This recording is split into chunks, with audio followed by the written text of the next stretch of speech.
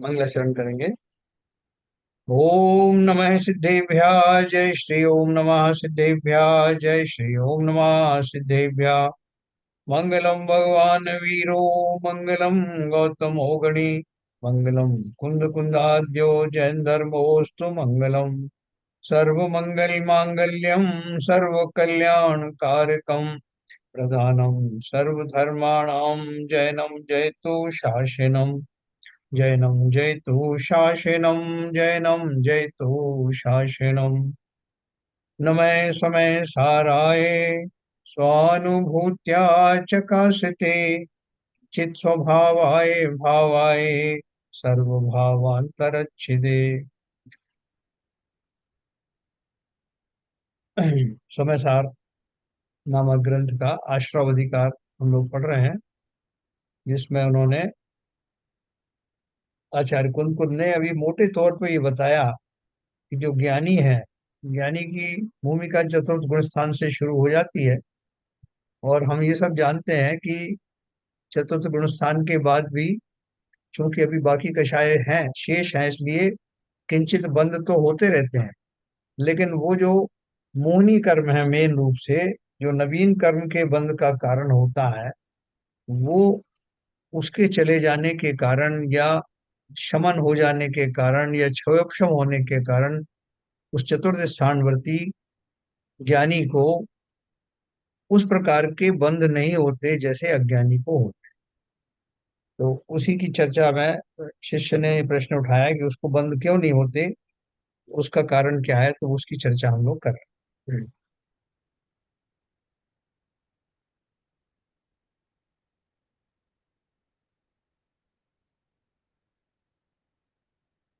अपन ये पढ़ा था,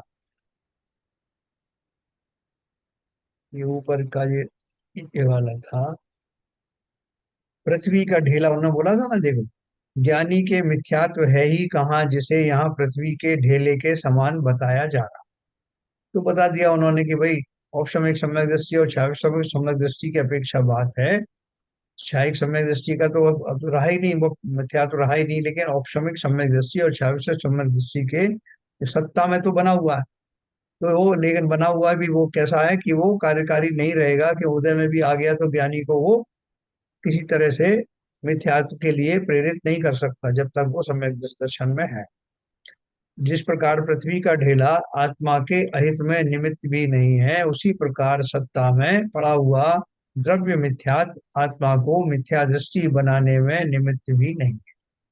तात्पर्य यह है कि जिस प्रकार जहर कितना ही खतरनाक क्यों ना हो, जब तक उसे खाया नहीं जाएगा खतरा नहीं हो, क्योंकि मुट्ठी में रखा हुआ जहर अपना असर दिखाने में असमर्थ होता है ना। अपन यहाँ तक पढ़ा था।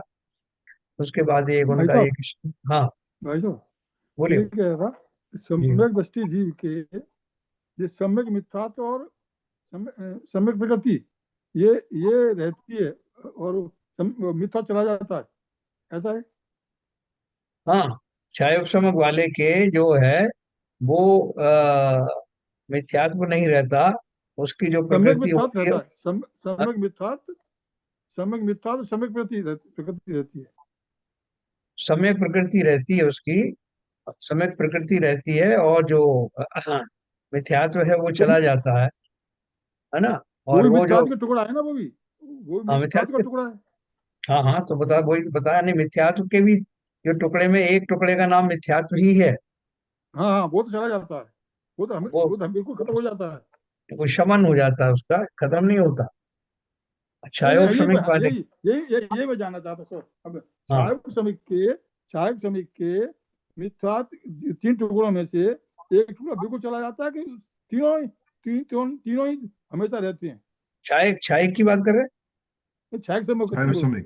सहायक श्रमिक सहायक श्रमिक क्षय श्रमिक का तो वो जो जो वो भी जो अपना सम्यक प्रकृति का उदय रहता है, सम्यक उदय उदय रहता प्रकृति, है, ठीक है। हाँ और उपशम उदय का रहता। उपशम क्या रहता है। बाकी दोनों जो मिथ्यात्व है उसका उपशम है, और वो दूसरी वाली जो है सम्यक सम्यक मिथ्यात्व। मिथ्यात्व, हाँ दोनों का अच्छा, तो उपशम रहता, दोनों तो का भाई साहब, उपशम। ये तीनों मतलब सत्ता में रहते हैं, तीनों टुकड़े। हाँ सत्ता में रहते हैं, बिल्कुल रहते हैं अच्छा, सत्ता में। मैं अब यहाँ मेरा क्लियर हो गया ना, मैं समझ रहा हाँ। था। मेरा हम्म। मेरे को आपने बहुत धन्यवाद आपको। हाँ। मेरे दिमाग में ये थी कि मिथ्यात्व तो हमेशा के लिए चला जाता है, सम्यक हाँ। मिथ्यात्व रह जाता है।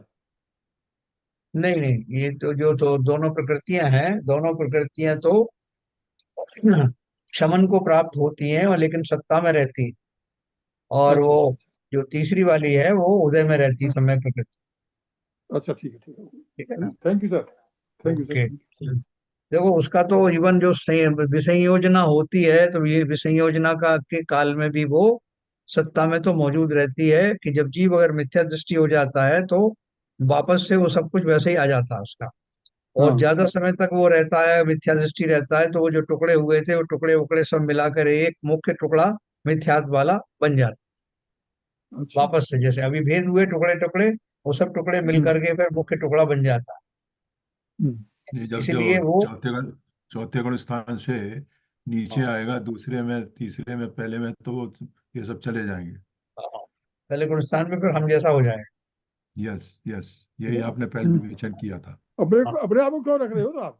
हाँ। अपने आप को क्यों रख रहे हो तुम? गाली क्यों दे रहे हो?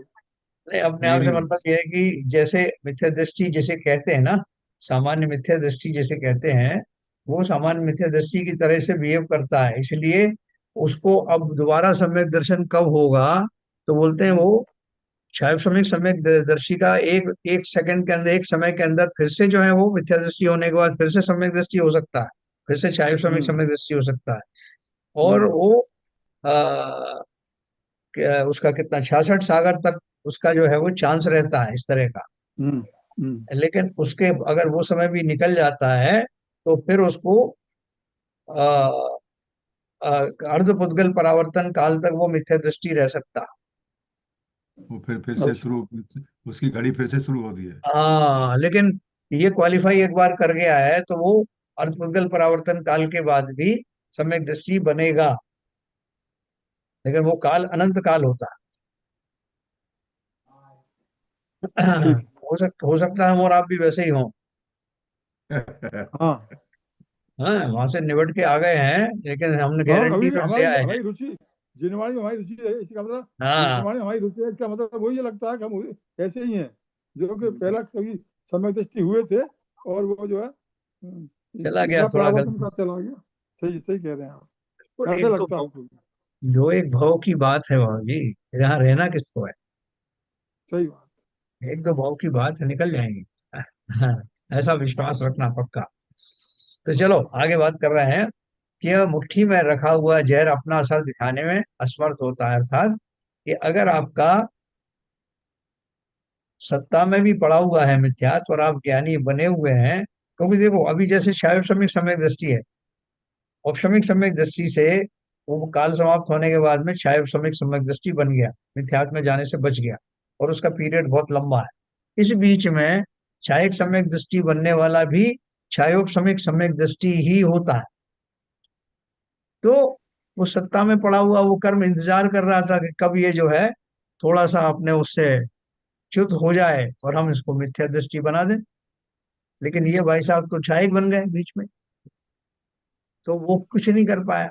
तो आज भी उसको ऐसे मान लो कि वो इनके लिए वर्तमान में जब तक वो सम्यक दृष्टि है, वो मिथ्यात्व आदि के जो आश्रव हैं वो सब मिट्टी के ढेले के समान ही हैं, है ना, उनका कोई कार्यकारी नहीं। तो वही बात कर लो। 115 नंबर का एक उन्होंने श्लोक लिखा है, वो कलश अपन पढ़ते हैं। भावाश्रवा भावमयम प्रपन्नो द्रव्याश्रवे व्यय स्वतः स्वत एव भिन्न ज्ञानी सदा ज्ञानमयेक भावो निराश्रवो ज्ञायक एक एव। 115 नंबर का ये इन्होंने देखो इसका लक्ष्य दिया है। उसी प्रकार द्रव्य कर्म जब तक उदय में ना आए, इस तरह जैसे वो जहर की तरह से बोले मुट्ठी में भरा हुआ है खाया नहीं है ना, तो उसी प्रकार द्रव्य कर्म जब तक उदय में न आए तब तक कार्यकारी नहीं होता।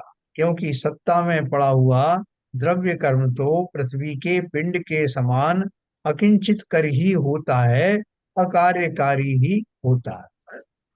अब इसी अर्थ का पोषक कलश काव्य कहते हैं, जिसका पद्यानुवाद इस प्रकार है। द्रव्याश्रव से भिन्न है भावाश्रव को नाश, सदा ज्ञानमय निराश्रव ज्ञायक भाव प्रकाश। ये अपन ने जो पढ़ा 115 में, उसका ये हिंदी अर्थ है। द्रव्याश्रव से भिन्न है भावाश्रव को नाश, सदा ज्ञानमय निराश्रव ज्ञायक भाव प्रकाश। द्रव्याश्रवों से स्वभाव से भिन्न और भावाश्रवों के अभाव को प्राप्त सदा एक ज्ञान में भाव वाला ज्ञानी निराश्रव ही है, मात्र एक ज्ञायक ही है। हाँ, देखो उन्होंने क्या कहा इसको, कि मेरा स्वभाव कैसा है, पुद्गल जैसा तो नहीं है, है ना। पुद्गल जैसा नहीं है मतलब, जो पुद्गल का आने आना, पुद्गल रूपी कर्म का आना, उसे द्रव्याश्रव कहते हैं। तो वैसा मेरा द्रव्याश्रव वाला स्वभाव है नहीं, और भावाश्रव का अभाव है। इस समय मेरे भाव ज्ञानी के चल रहे हैं, इसलिए ऐसे भाव भी नहीं है। तो ना द्रव्याश्रव है ना भावाश्रव है। तो अब मुझे क्या होगा, किसी तरह का कोई कर्मों का आश्रव होगा ही नहीं। मेरा चिंतन भी सुधरा हुआ है, और कोई कर्म अभी मेरे अंदर घुल मिल जाए ऐसा पॉसिबल नहीं है, क्योंकि मैं न केवल ऐसा है बल्कि मेरी मान्यता भी ऐसी है। मैं ज्ञानी हूं ना, तो इसलिए मैं जानता हूं कि मेरा स्वभाव और ये उद्गल आदि का स्वभाव बिल्कुल भिन्न है, ऐसी मेरी मान्यता भी है। जो मेरे बहुत से मिथ्या दृष्टियों की ऐसी मान्यता नहीं होती कि नहीं साहब वो और मैं एक ही तो हूँ, ये शरीर आदि नौकर्म है, ये भी मैं ही हूँ। तो ऐसी मान्यता मानने वाले की तो फिर भी खतरा है। हालांकि स्वभाव से तो वो भी नहीं है, लेकिन ऐसी मान्यता हो सकती है। तो इस ज्ञानी की ना तो ऐसी मान्यता है कि मैं पौद्गलिक कर्म के स्वभाव वाला हूँ, और ऐसे भाव भी नहीं आ रहे हैं, तो दोनों तरह से सेफ है। तो इसलिए वो बोल रहे हैं कि वो उस दौरान अगर कोई आश्रव उसके सत्ता में पड़े भी हैं, कोई कर्म आदि सत्ता में पड़े हैं, तो इसको कोई परेशानी नहीं कि भाई साहब चलो आप वो करो, जरा योगासन करो, प्राणायाम करो। बोले साहब मैं कैसे करूं, क्यों? वो साहब मेरी एक छत है ना, वो बहुत बड़ी ऊपर, उसके ऊपर एक मिट्टी का टुकड़ा रखा हुआ। तो बोले उससे क्या मतलब? नहीं वो बता रहा हूँ आपको भी, वो रखा है तो कैसे ध्यान कर सकता हूँ। बोले वो मिट्टी के टुकड़े से तुम्हारे ध्यान का क्या संबंध है, वो तुम्हारा क्या करेगा? नहीं वो साहब किसी ने बताया था कि अगर एक भी टुकड़ा अगर वहां पड़ा है तो तुम ध्यान नहीं कर सकते। ऐसा है क्या? तो वो बोल रहे हैं कि ज्ञानी इस बात को जानता है कि अगर सत्ता में पड़े हुए ये मिट्टी के ढेले के समान ये अगर कर्मों का सत्ता में विद्यमान भी है, तब भी तुम्हारी जो ज्ञान दशा है, उस ज्ञान दशा में वो तुम्हारा कुछ नहीं कर सकता। देखो 77 प्रकार की कर्म प्रकृतियां जो है वो ज्ञानी को नहीं होती। पहले ही गुण स्थान जब समाप्त होता है, मिथ्या गुण स्थान, तो बहुत सारी प्रकृतियों की बंध विच्छुत्ति हो जाती है। वो कर्म फिर बंधते नहीं। दूसरे को पहले से ऊपर के गुण स्थान में जाओगे तो उसका पूरा कैलकुलेशन है, इतनी इतनी कर्मों की बंध रुक जाएगा। अगले गुण स्थान में जाओगे तो और उसमें ऐड हो जाएंगे कि इतनी का और नहीं होगा। ऐसे करके ज्ञानी होने के बाद 77 जो है वो प्रकृतियों का बंध रुक जाता है, जैसे जैसे वो आगे बढ़ते हैं गुण स्थान के अनुसार। ठीक है। तो यहाँ क्या बोल रहे हैं कि द्रव्याश्रवों से स्वभाव से भिन्न और भावाश्रवों के अभाव को प्राप्त सदा एक ज्ञानमय भाव वाला ज्ञानी निराश्रव ही है, मात्र एक ज्ञायक ही है। मैंने जिनको जिनको जैसे कि केवल ज्ञानी है ना, ज्ञाता दृष्टा, इसी तरह से ज्ञानी उसी जाति का ज्ञाता दृष्टा रहता है। उसी जाति का मतलब उतनी क्वालिटी वाला नहीं, उतनी प्रखरता वाला नहीं, उतनी व्यापकता वाला नहीं, लेकिन जाति अपेक्षा से वो भी उस काल में ज्ञाता दृष्टा है। वो अपने भावों को जानता है, वो अपने जो कर्मण शरीर में रहने वाली जो सत्ता है इन सबको जानता है, लेकिन और ज्ञानी होने के कारण किंचित अपने उस ज्ञान स्वभाव से हटता नहीं। यहाँ यह कह रहे हैं कि ज्ञानी द्रव्याश्रवों से तो स्वभावता ही भिन्न है, और उसने भावाश्रवों का अभाव कर लिया है। इस प्रकार द्रव्याश्रवों और भावाश्रवों के अभाव से ज्ञानी सदा निराश्रव ही है ना। ज्ञानी को उन्होंने कितना ज्यादा वो दे दिया, क्रेडिट दे दिया और उसकी कितनी बड़ाई कर दी। जैसे हम तो कोई व्यक्ति हमारे यहाँ आए, उसको थोड़े बहुत भी गुण होते हैं तो हम उसको कितना उसको भगवान देते हैं, अरे साहब आप चिंता मत करो, आपने इतने गुण हैं, आप ये सब कर रहे नहीं भाई साहब, मेरे से चलते नहीं बनता, अरे नहीं आप चिंता मत करो, हम आपको उठा के ले चलेंगे। और नहीं नहीं, और मेरे को कम भी दिखाई देता, नहीं नहीं तो वो उसकी चिंता मत करो, क्योंकि हमें उसका बहुत बहुमान है। तो उसकी कोई भी कमी भी होगी तो हम उसको वो नहीं देंगे, वो गुणों का बहुमान करेंगे।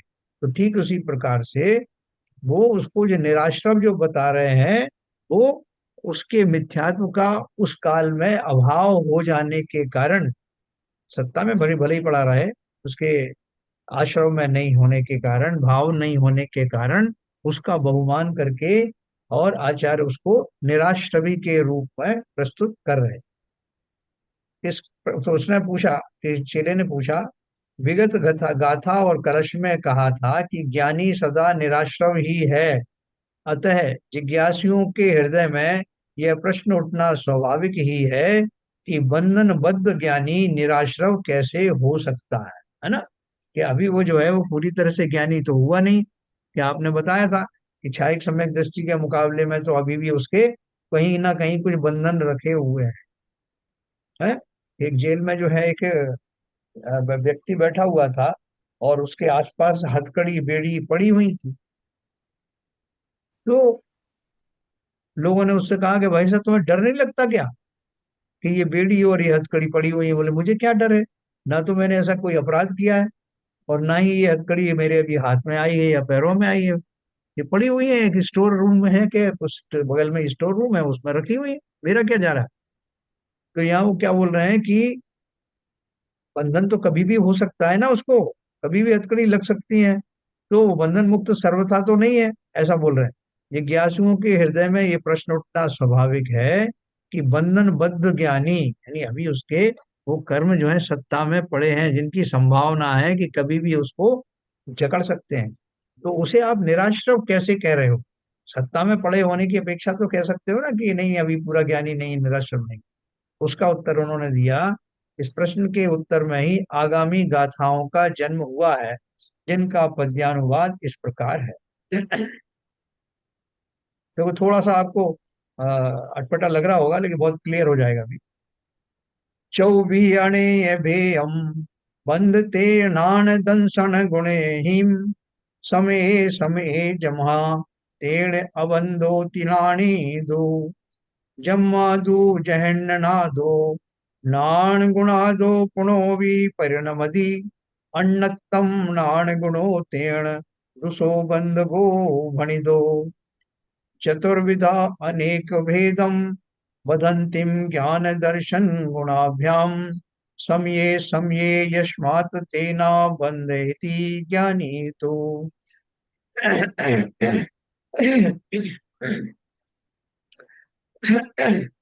यस्मात्तु जगन्यात् ज्ञान गुणात् पुनरपि परिणमते अन्यत्यम ज्ञान गुण है तेन तुषाबंध को भणित है। देखो क्या इसका हिंदी में गद्य में क्या दिया है।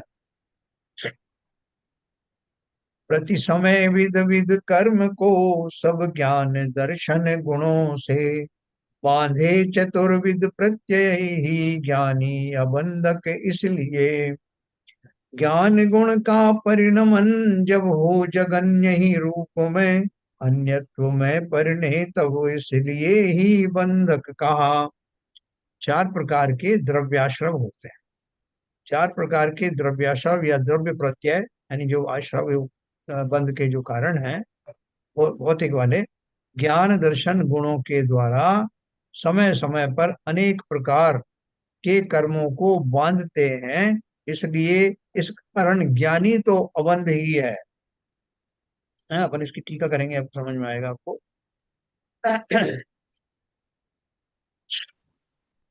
क्योंकि ज्ञान गुण जघन्य गुण ज्ञान गुण के कारण फिर भी अन्य रूप से परिणमन करता है, इसलिए वह ज्ञान गुण कर्मों का बंधक कहा गया है। वो बोल रहे हैं कि ज्ञान गुण को किसी अपेक्षा से कर्मों का बंधक कहा है। कैसे कहा है? आपको ये बात थोड़ी अजीब लगेगी कि ज्ञान ही बंध का कारण कैसे हुआ। उक्त गाथाओं का भाव आचार्य अमरचंद्र आत्मख्याति में इस प्रकार व्यक्त करते हैं। ज्ञानी तो आश्रव भाव की भावना के अभिप्राय के अभाव के कारण निराश्रव ही है, परंतु उसे भी द्रव्य प्रत्यय प्रति समय अनेक प्रकार का पुद्गल कर्म बांधते हैं, उसमें ज्ञान गुण का परिणमन ही कारण है। देखो, एक थोड़ी अजीब बात आपको लगेगी, ये बोल रहे हैं, दोनों बात बोल रहे हैं कि ज्ञानी तो आश्रव भाव की भावना के अभिप्राय के अभाव के कारण, यानी उसका चिंतन ज्ञानी का कैसा है, उसके चिंतन में कहीं खोट नहीं है, उसका चिंतन इस प्रकार नहीं है जिनसे कि कर्मों का आश्रव हो, इसलिए वो निराश्रव है। परंतु उसे भी द्रव्य प्रत्यय प्रति समय, लेकिन फिर भी जो पौद्गलिक जो परमाणु है वो अनेक प्रकार से प्रति समय पुद्गल कर्म को बांध रहे हैं, और उसमें ज्ञान गुण का परिणमन ही कारण। कैसे कारण, देखो, अब यह प्रश्न होता है कि ज्ञान गुण बंध का कारण कैसे, तो उसके उत्तर में कहते हैं कि जब तक ज्ञान गुण का जगन्य भाव है, छायोपशमिक भाव है, तब तक वह ज्ञान गुण अंतर्मुहूर्त में विपरिणाम को प्राप्त होता है, इसीलिए पुनः पुनः उसका अन्य रूप परिणमन होता है। वह ज्ञान गुण का जगन्य भाव से परिणमन यथाख्यात चारित्र अवस्था के नीचे अवश्यंभावी राग का सद्भाव होने से बंध का कारण ही है। है ना? तो क्या बोल रहे हैं कि जैसे वो औपशमिक सम्यक वाला है ना, तो औपशमिक सम्यक का वाला एक अंतर्मुहूर्त के बाद में उस तलवार लटकी हुई है उसकी, एक अंतर्मुहूर्त के बाद में वापस से मिथ्यात्व में आ सकता है, लेकिन अगर थोड़ा सा उसका भाव बेटर हुआ, छायोपशमिक भाव हुआ, तो वो सम्यक दृष्टि भी बना रह सकता।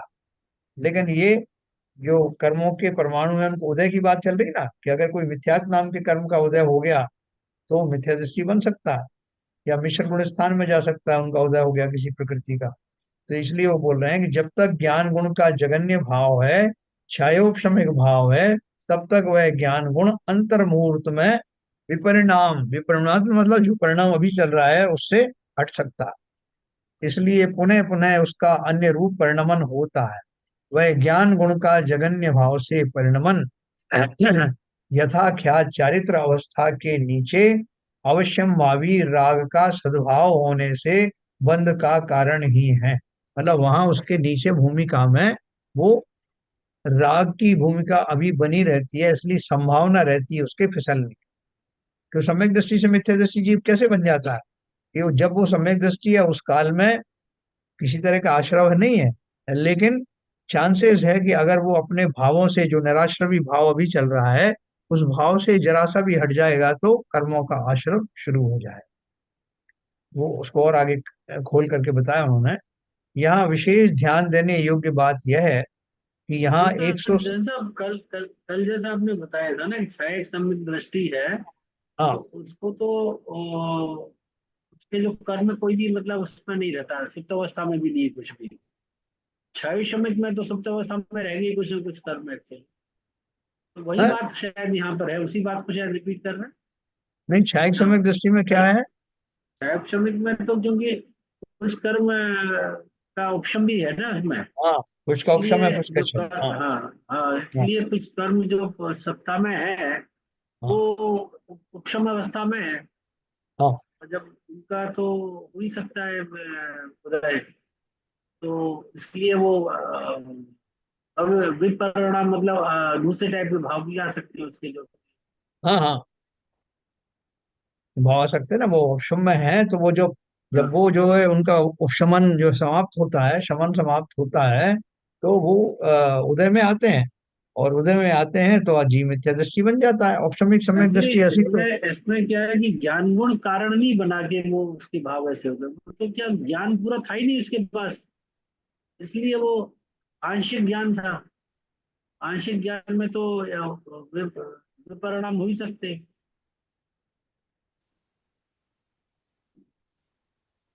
नहीं, वही उन्होंने उसको ही क्लियर किया है, तो इस गाथा को काफी देर दूर तक समझाया उन्होंने, अपन इसमें समझते हैं। पहले उन्होंने ये लिखा, यह पढ़कर यह शंका होना अत्यंत स्वाभाविक है कि ज्ञान दर्शन गुण या उनका परिणमन बंध का कारण कैसे हो सकता है ना। प्रश्न भी पूछा है।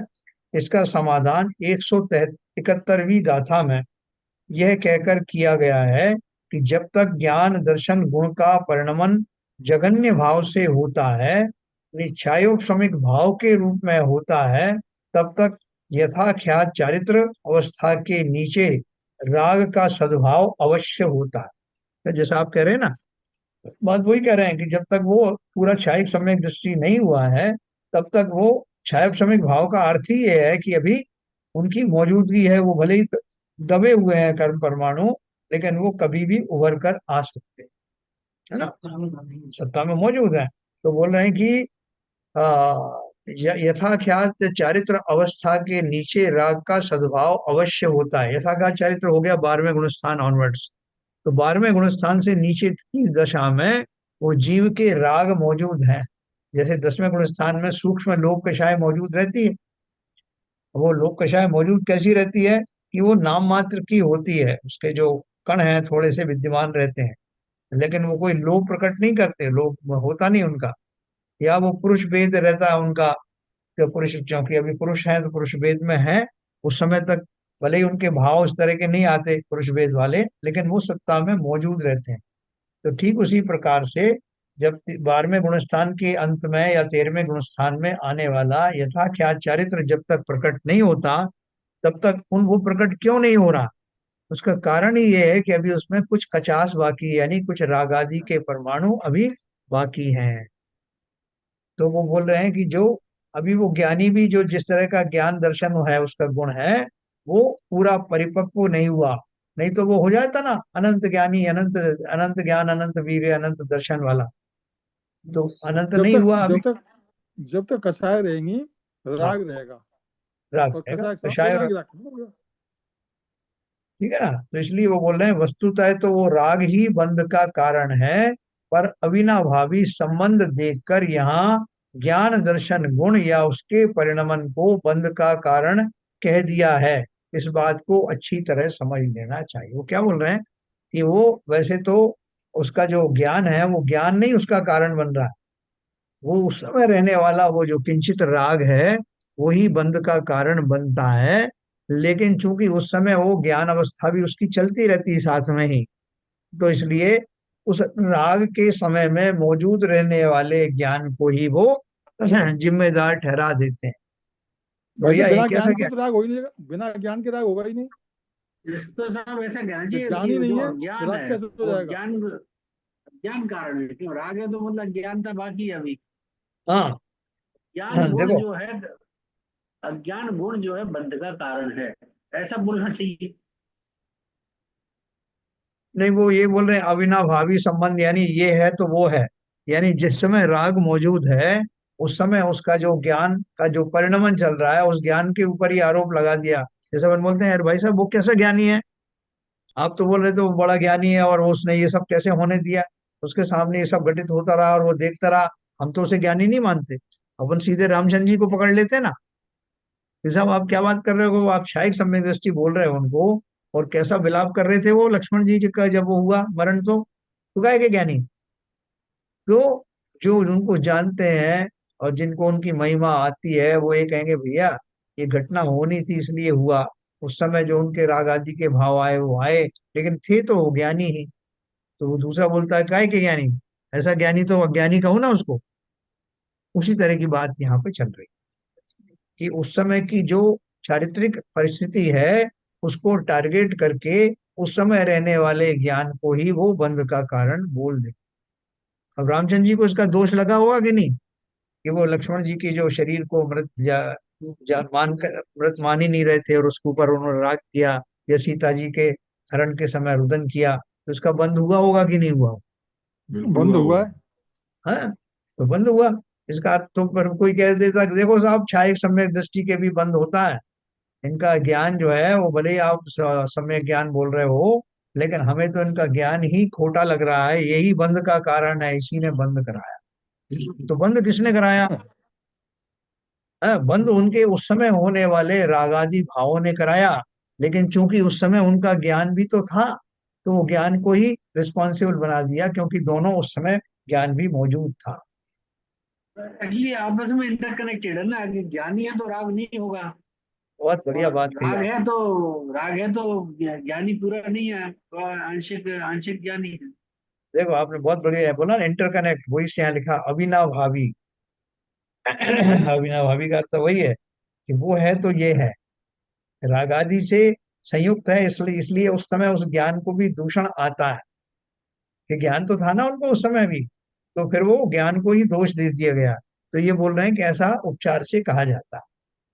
अविनाभावी सम, वस्तुतः तो वह राग ही बंध का कारण है, पर अविनाभावी संबंध देखकर यहाँ ज्ञान दर्शन गुण या उसके परिणमन को बंध का कारण कह दिया है।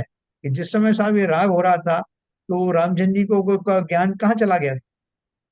तो वो कैसे उसको कर रहे थे? हम उस समय होने वाला उनका ज्ञान खोटा ज्ञान था, तो इसलिए वो खोटे ज्ञान की कैसे बंद हुआ? तो वो उतनी सूक्ष्मता से हम और आप नहीं समझ पाते। जिस तरह से शुभ भाव और शुद्ध भाव के मिश्रण में जीव भ्रमित हो जाता है, हम क्या समझते हैं कि भाई साहब वो मैंने जो उनकी भक्ति करी, वो जो शुभ भाव थे, जो पुण्य था, उसके कारण निर्जरा हुई। आज भी लोग बहुत से बोलते हैं कि पुण्य पुण्य के कारण बहुत सारे पुण्य ऐसे होते हैं जिनसे निर्जरा हो जाती। तो वहां उन्होंने बहुत क्लेरिफाई किया है कि कई बार जीवों के मिक्सचर भाव चलते हैं, जिसमें शुभ भाव भी होते हैं और शुद्ध भाव भी होते हैं। तो जो निर्जरा हुई वो शुभ भाव के कारण नहीं हुई, उसमें शुद्ध जितना भाव के कारण। पोर्शन शुद्ध भाव का पोर्शन जितना था उससे निर्जरा हुई, शुभ भाव से नहीं हुई। लेकिन अज्ञानी तो मानता है कि नहीं साहब, हम कैसे इसको वो करें, इनमें सेपरेशन। हम तो ये मानते हैं कि शुभ भाव के कारण हुई, इसलिए हम तो यही बोलते रहते हैं, जय जय नाथ परम गुरु। तो वो अपने लॉजिक बताते हैं। तो जिस तरह से वो उसको अलग अलग नहीं कर पाते, उसी प्रकार से जो बात यहाँ पर कही जा रही है कि जिस समय वो राग आदि के कण मौजूद रहते हैं, उस समय जो ज्ञान है, उस ज्ञान को ही उसका रिस्पॉन्सिबल बना दे। बहुत सारे लोग तो देखो ज्ञान को कैसे रिस्पॉन्सिबल बनाते हैं, तो साहब ये ज्ञान है ना हमारा, इसी के कारण सारा उठापटक है। एक गधा है, उसको कोई ज्ञान नहीं होता, इसलिए वो बिल्कुल शांत रहता है, वजन डाल डाल दो तो ठीक, नहीं डाल दो तो ठीक। और हम अपने ज्ञान के कारण परेशान रहते हैं। किसी ने हमारे ऊपर बोझा डाल दिया तो हम दुखी हो जाते हैं, किसी ने हमको डांट दिया तो हम जो दुखी हो जाते हैं। इस ज्ञान की वजह से ही सब आपते हैं। बहुत सारे लोग ऐसा सर बोलते हैं। हाँ। पर सर हम ये नहीं समझते ना कि जो ज्ञान का लेवल है हमारा, वो पूरा नहीं है। हम अभी आंशिक ज्ञानी है, अगर ये जान लें तो फिर बात तो नहीं है।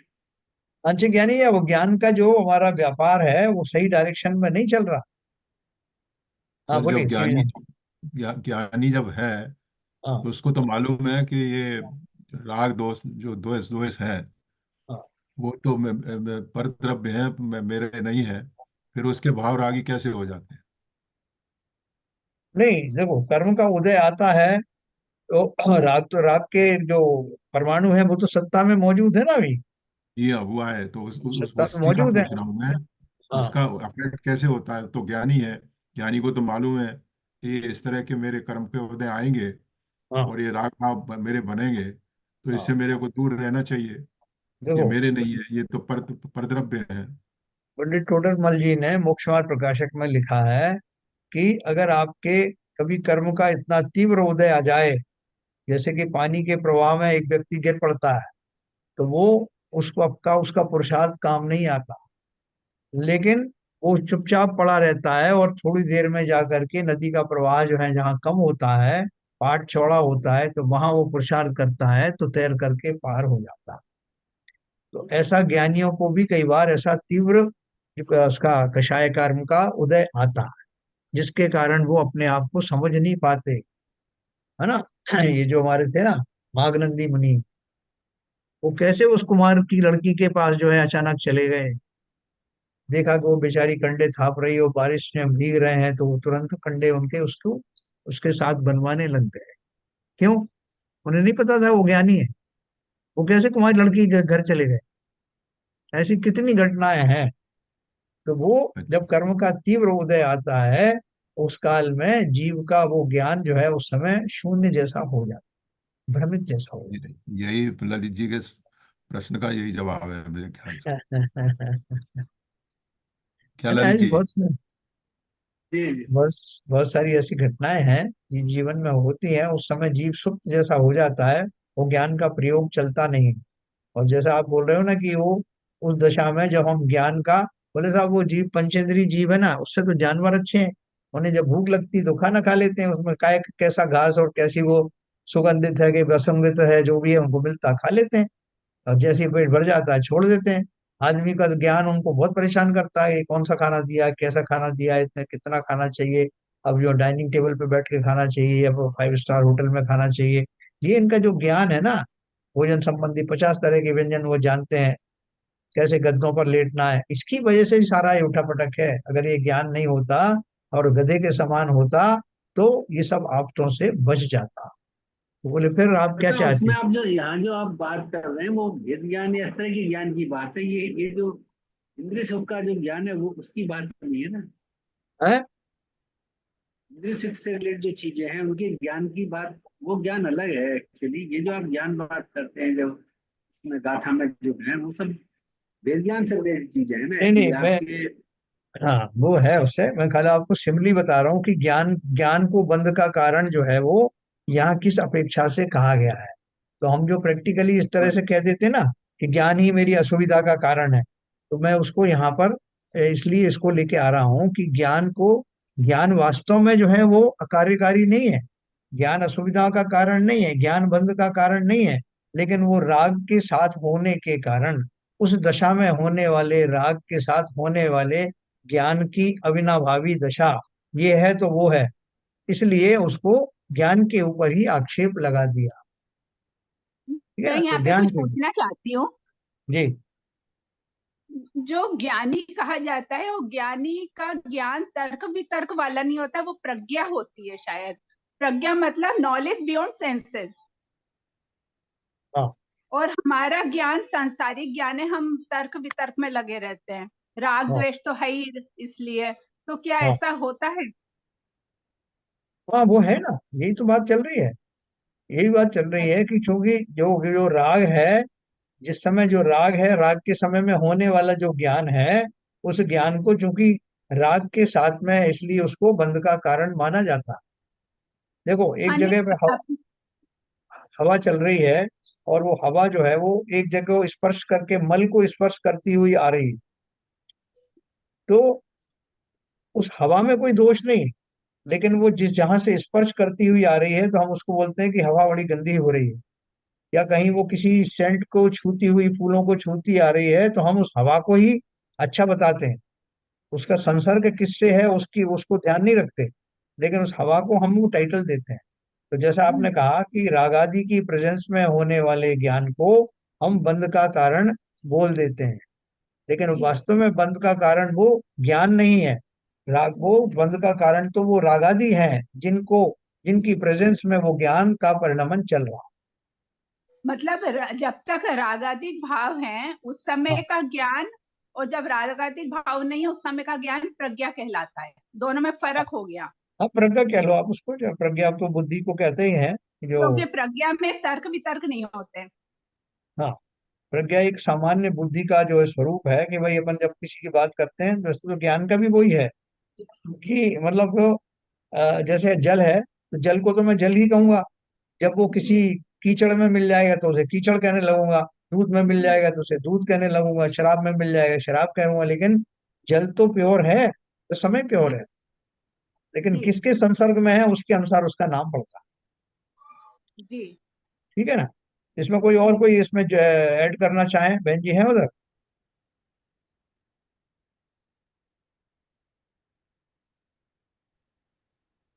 नहीं है क्या बहन जी?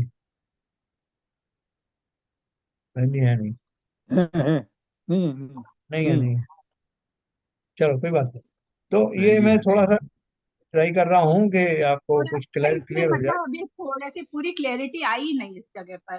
हाँ हाँ, इसलिए मैंने सोचा कि वो बहन जी को ज्यादा और क्लियर हो तो बताएं। अभी वो ये वैसे जो तो। भाई साहब मत ज्ञान और श्रुति ज्ञान जो है वो हाँ तो सांसारिक सही में होता है, सभी जीवों में होता है। अब वो उस ज्ञान को सम्यक ज्ञान कहना और साधारण ज्ञान कहना। सम्यक ज्ञान में, सम्यक ज्ञान जो हुआ है, जो जो जो सम्यक दृष्टि जीव हैं उनको सम्यक ज्ञान होता है। और जब कर्म का वो आता है तो वो सम्यक ज्ञान भी, जैसे मार्गनंदी मुनि थे, उनको उनको कर्मों की वो आई, प्रॉब्लम आई, तो उन्होंने वो जो सम्यक ज्ञान था वो होते हुए भी उन्होंने वो कार्य किए जो एक अज्ञानी करता है। तो इसलिए ज्ञान को प्रमुख माना गया है इसमें, कि अगर मान लीजिए वो हुआ है, जो अगर रागादेश जो राग जो वगैरह जो आए हैं वो ज्ञान का ही ज्ञान को मान के कर दिया है मेरे ख्याल से।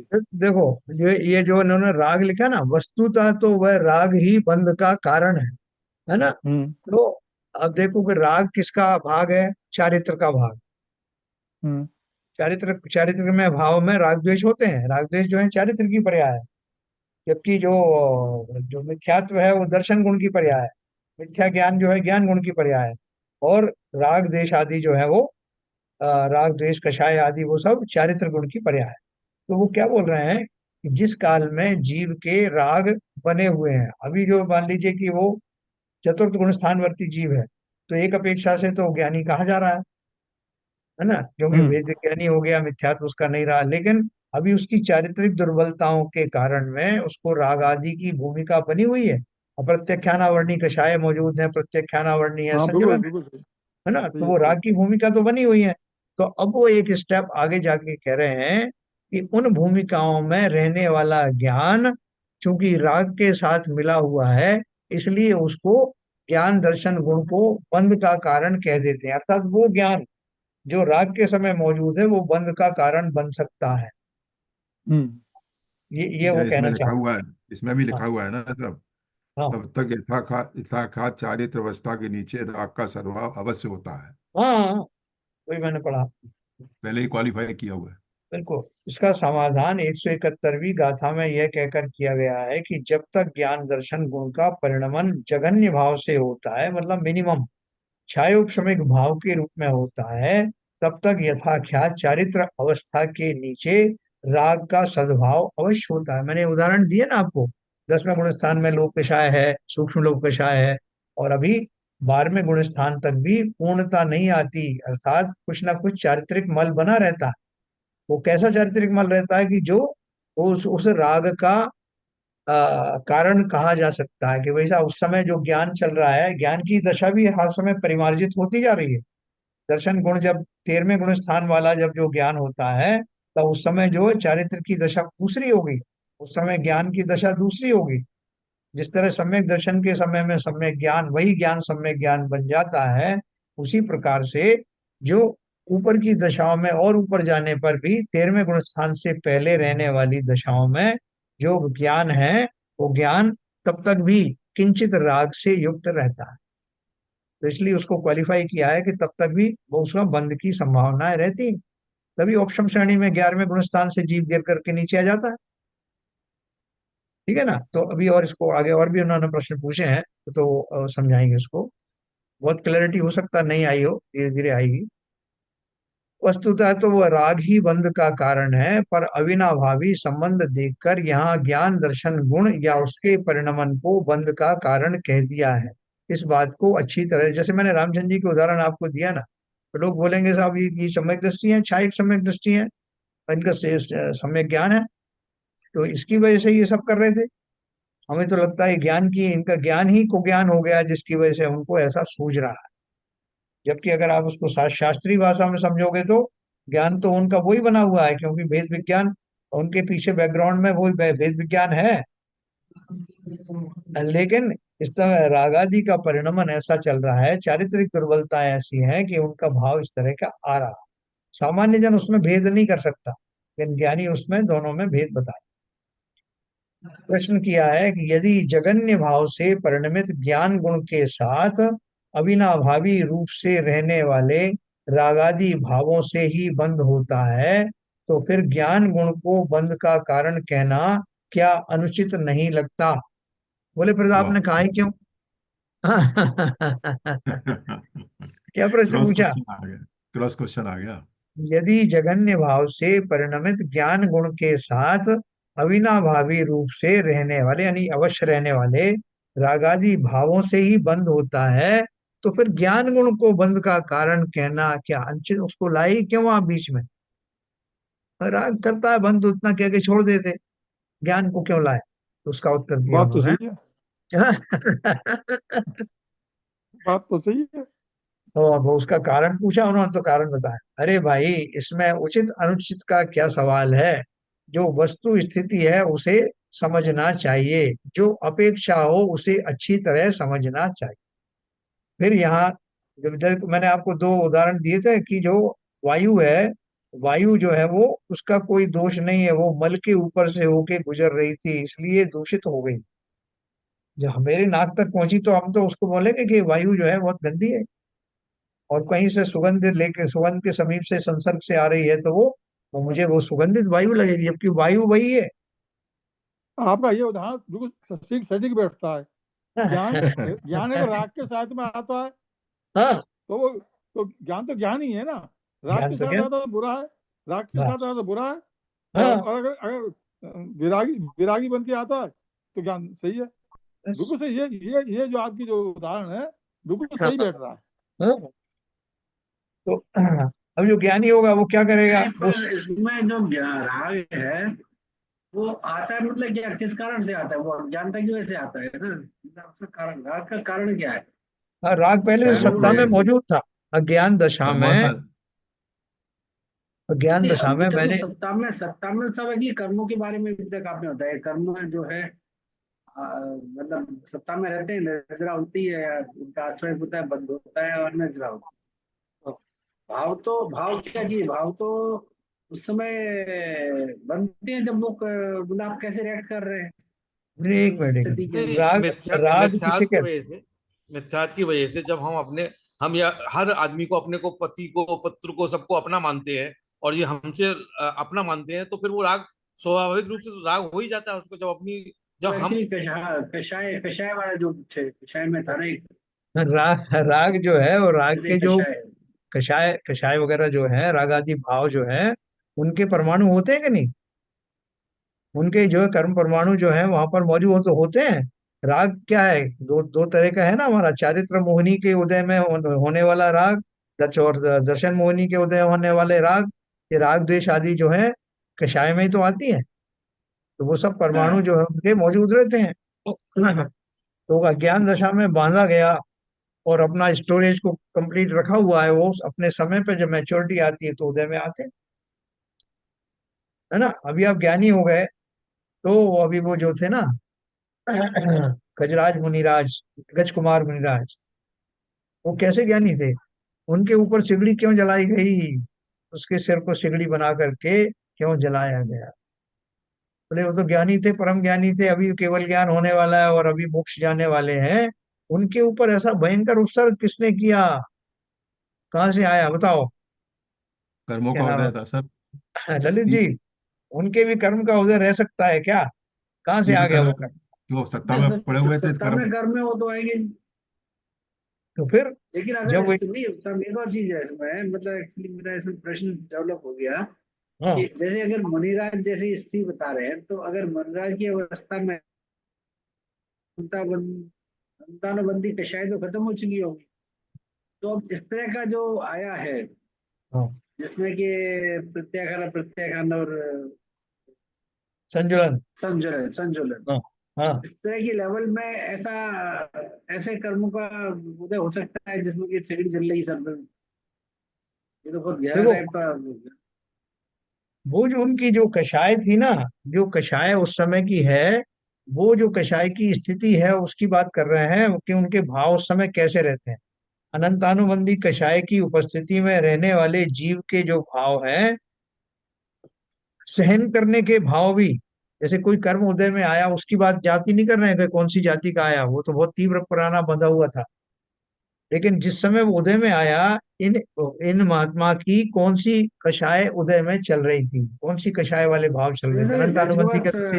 गज कुमार जी को उस समय जब एक सिटी डाला, उसमें सम्यक दृष्टि की अवस्था में थे ना वो, समय दृष्टि, मतलब सम्यक दृष्टि थे उस समय अरे जब ये सम्यक दृष्टि, के साथ। समय, सम्यक दृष्टि की बात कर रहे हो? वो तो केवल ज्ञान होने वाले थे, तो सम्यक दृष्टि प्रगाढ़ सम्यक दृष्टि थे। मतलब फिर हाँ इस समय इस तरह का उनका उदय कैसे आ सकता है, मतलब कि जब इतने हाई लेवल पे पहुंच चुके थे अरे वो भाई, लोग। वो सत्ता में कर्म बंधे हुए हैं, वो तो बिखरेंगे ना। जिस समय बंधा था वो कर्म बहुत तीव्र रूप से बंधा था। जिस समय बंधा था तो उस समय वो ज्ञानी थोड़ी थे। अज्ञान दशा में बंधा हुआ जो तीव्र कर्म था, वो जो कर्म था उदय में जब आएगा तो वो अपने पूरी पावर के साथ आएगा। अब डिपेंड करता है कि मेरी कक्षाएं कौन सी चल रही है, उस हिसाब से मैं उसका प्रतिकार करूंगा, रिएक्शन करूंगा। पारसनाथ भगवान को केवल ज्ञान प्राप्त होने से पहले तक कमट के जीव ने भयंकर उपसर्ग किए। तो आप कहोगे तीर्थंकर के ऊपर कैसे उपसर्ग हो सकता है? तो तीर्थंकर के अभी जो है क्या केवल ज्ञान नहीं हुआ, एक नियम ये केवल ज्ञान के बाद कोई उपसर्ग होता नहीं। दूसरा और नियम क्या है कि तीर्थंकर नाम कर्म का उदय होने पर उस जीव के शरीर का कोई इस तरह का कोई डैमेज नहीं होता। तो वो नियम अपनी जगह पर है। लेकिन उपसर्ग करने वाले का जो भाव जो कर्म था, जो बंधा हुआ था पारसनाथ के रूप में, वो उदय में आया। उसी वेग से आया, उसी तीव्रता से आया। लेकिन इनके जो भाव थे उसके विपरीत दृढ़ता को बने रहे। क्यों? क्योंकि उनकी अनंतानुबंधी कषाय चली गई, अप्रत्यक्षान अप्रत्यक्षान चले गए, और संजनन कषाय भी थोड़ी सी शेष बची,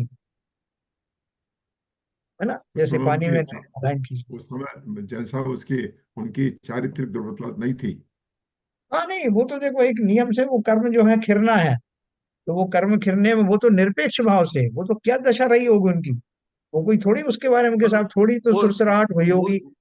वही कषाय उनके निमित्त बने ना, उनका केवल ज्ञान के।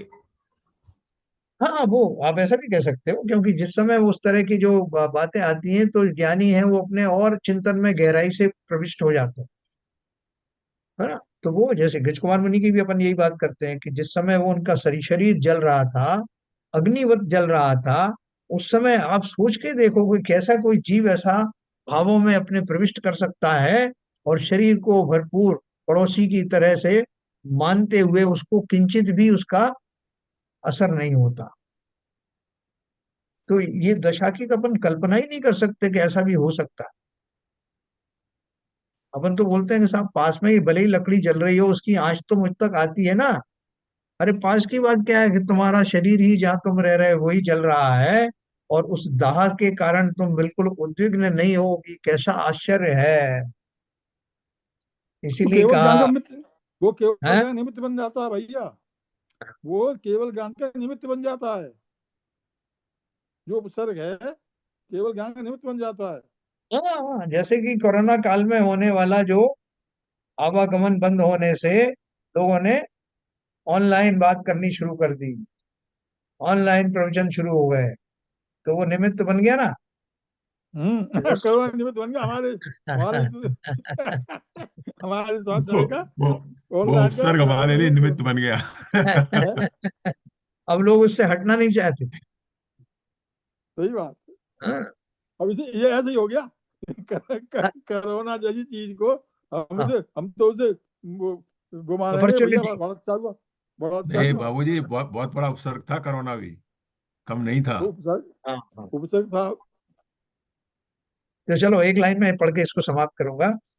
तो उन्होंने बोला कि भाई साहब आप ज्ञान गुण को ऐसा कह रहे हैं, बंध का कारण ये अनुचित लगता है। तो उन्होंने बोला उसमें उचित अनुचित का क्या सवाल है, जो वस्तु स्थिति है उसे समझना चाहिए, जो अपेक्षा हो उसे समझना चाहिए। जैसे मैंने आपको अभी वो उदाहरण दिया जो बाबूजी को पसंद आया, कि वो कोई कहे कि वायु बहुत दूषित वायु है साहब, वायु बहुत खराब है ये, यहाँ की वायु में नहीं बैठना। तो कहने में तो यही आएगा, लेकिन जो ज्ञानी होगा वो कहेगा भैया ये जिस जगह से आ रहा है, या तो उस जगह की सफाई करो, वायु का क्या दोष है। तो वो सही बात। दूसरा जो कहेगा नहीं साहब वो आप कुछ भी करो सफाई भाई, हम तो हवा को ही तो कहेंगे गंदा, क्योंकि हवा ही हमको छू रही। हाँ सही बात है, बिल्कुल सही है। बहुत सही, बिल्कुल सही, ठीक है, बिल्कुल। तो ये बात हो रही है। तो फिर उन्होंने देखो अभी फिर से वो संतुष्ट नहीं हुआ भाव। यहाँ फिर प्रश्न उपस्थित होता है कि यदि ज्ञान गुण का जगन्य भाव बंध का कारण है, तो फिर ज्ञानी को निराश्रव कैसे कह सकते हैं। हाँ उसने फिर हाँ, से क्या पकड़ा कि ज्ञान गुण का जगन्य भाव यानी मिनिमाइजेशन ऑफ दी ज्ञान गुण या चारित्रिक दुर्बलता अगर वो बंध का कारण है, तो फिर ज्ञानी को, अभी आपने ऊपर निराश्रव कहा था, तो फिर क्यों निराश्रव कहा? या तो वो मत कहो या ये मत कहो। ठीक है। तो उन्होंने उसका उत्तर मांगा। तो देखो, अपन भी ऐसे ही आंदोलित हो जाते हैं फटाफट। तो वो उनके उदाहरण लेकर के आचार्य ने स्वयं ही प्रश्न बनाए और फिर उसका उत्तर दिया। तो उसके उत्तर में 172 नंबर की गाथा बनी, जिसका कि अपन कल स्वाध्याय करें। ठीक है, जब तक ऐसी थोड़ी सी गुगली ना आए तब तक तो मजा नहीं आएगा। तो बीच बीच में जो है आंदोलित होते हैं, हमारा विवेक झंकृत होता है, जागृत होता है। नहीं तो अगर हम सुनते चले नहीं, जाते, ठीक है साहब। ललित जी के सवाल को तो वो ललित जी से ही कहलवाए हैं ये सारे प्रश्न। Yes yes yes.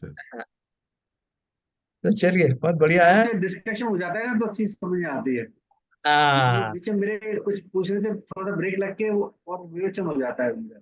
बिल्कुल बिल्कुल नहीं नहीं बिल्कुल। नहीं, आप देखो आपका साहब, टीम प्रश्न बहुत टीम में अच्छे कोई होते हैं हम टीम में लोगों कोई को। टीम में कोई क्रिटिक नहीं हो ना, तो टीम अच्छी बन ही नहीं सकती है, क्योंकि फिर नहीं सब नहीं, अच्छे हो जाएंगे। हाँ, आपके आपके सवालों से हमारे बहुत कंफ्यूजन के अरे दूर हो जाते हैं हम सर। तो बहुत गदगद रहते हैं, इनके क्वेश्चन इतने कटाक्ष वाले होते हैं, और उसका फिर हम एक एक घंटे, कभी कभी तो दो दो बार डिस्कशन करना पड़ता है, और वास्तव में सब उससे बहुत आनंद मिलता है। नहीं भाई नहीं, उनको उनको ललित जी सेटिस्फाई ये करने तारीफ में। करने वाली बात नहीं है, ये बहुत ही आपके प्रश्न बहुत यूजफुल है इस स्वाध्याय में। मार्मिक है। बिल्कुल जिस दिन बिल्कुल। आप नहीं आते हैं, आपकी कमी हम लोगों को बहुत खलती है। हाँ, इसलिए आप कंटिन्यूटी रखना अपनी बना के। उस दिन देखिए, जिनवाणी बार पढ़ने उसमें बार वाले तो भी मैं थे। बार बार एस के जैन साहब आपको निर्देश देते हैं, मैं उसमें यूज बहुत डर कर। गया था, मेरे क्या उसने आया नहीं प्रश्न 2 दिन पहले। नहीं नहीं, हाँ, मैं और कह डरा रहा हुआ था हूँ। कि आप मेरे को एक्चुअली मैंने फिर मैसेज डाला था, आपने अभी तक पढ़ा नहीं वो मैसेज। नहीं नहीं मैसेज तो देख नहीं, लेते हैं। एस के जैन जैन साहब साहब का आपको ऑपरेशन हुआ था निर्देश उस दिन देते हैं एक्चुअली। कि आप हाँ जरूर अटेंड करिए, तो बिना आपके अटेंड किए वो ये पूरा स्वाध्याय क्या कहते हैं सफल नहीं हो पाता है। हाँ। नहीं तो चुपचाप चला जाता है, सबको लगता ही नहीं है कि भाई कि कोई सुन रहा है, कोई ध्यान से, कोई समझ रहा है ध्यान से, कोई समझ में नहीं आता। तो इसलिए मैं फिर बीच बीच में सबको पहले बोलता हूँ, हाँ भाई इसका क्या हुआ, इसको क्या है इसका जवाब। तब कोई थोड़ा सा जवाब देते हैं। चलिए, बहुत अच्छा है। तो अपन थोड़ा स्टेप बाय स्टेप चल रहे हैं, उनके ज्ञानियों की भाषा भी अब आपको समझ में आने लगी है। दूसरी बात एक और है कि कौन सी बात किस अपेक्षा से कही जा रही है। वो अपेक्षाएं जीवन में हमें बहुत आवश्यक है समझना, हर एक व्यक्ति से। अब देखो, जो सामान्य बात होती है कि उन्होंने ऐसा कह दिया साहब, वो मुझे तो वो ठीक नहीं लगा, तो भैया उनकी अपेक्षा कुछ और थी। तो क्या अपेक्षा थी, तो उसकी अपेक्षा समझाओ तो समझ में आ जाती बात। इसलिए संसार में, पूरे संसार में होने वाली सभी घटनाओं में, सभी पात्रों के ऊपर किस अपेक्षा से कौन सा काम और बात हो रही है, उसको समझने का प्रयास करें। चलिए, जिनवाणी स्तुति करेंगे ललित जी। तम नाश वे को ज्ञान के प्रकाश वे को भास वे को भानु शिव कानी द्रव्य जान वे को बंध वेधि भान वे छान वे को परम प्रमाणी है भवताय वे को जीव के दताय वे को सताय वे को भव्य और आनी है जहाँ तार में को पार के उतार में को सुख के तार में कोई जीने वाणी है हे जनवाणी भारती तो जो उदन है तो तेरी शरणा गए सो पावे सच्चाई यह वाणी के ज्ञान से सूझे लोका लो वो वाणी मस्तक धरो सदा देते हैं दो सदा देते हैं। वाणी माता की जय। जय।